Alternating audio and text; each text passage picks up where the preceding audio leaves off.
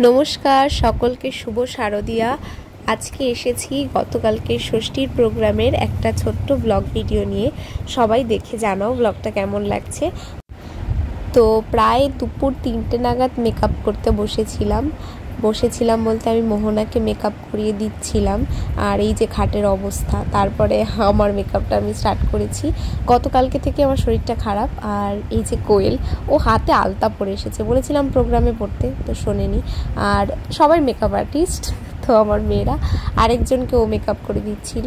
আর এই যে আমরা স্পটে পৌঁছে যাওয়ার পর সবাই সবার ড্রেসটা একটু ঠিকঠাক করে নিচ্ছিল। নাচের আগে কয়েকজনের তো চুল ছোট, মানে উই আর ডান্সার গাইস, রিলসগুলো তো দেখোই, মানে সমস্যা হবেই।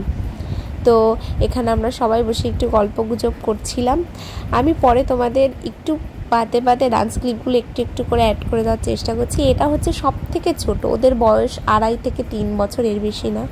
এর থেকে একটু বড় হচ্ছে দিয়া। আর এই যে কিছু প্রোগ্রাম, আমাদের টোটাল 7টা নাচ হয়েছিল।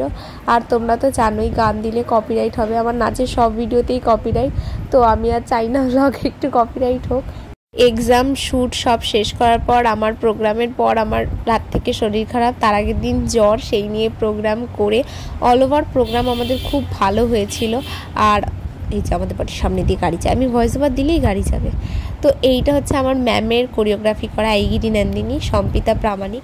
যারা আমাদের এই ডান্স ভিডিওটা দেখোনি অবশ্যই ম্যামের চ্যানেলে গিয়ে দেখে এসো। আর এই যে পুচকু দুটো নাম ছিল, গৌরী এলো।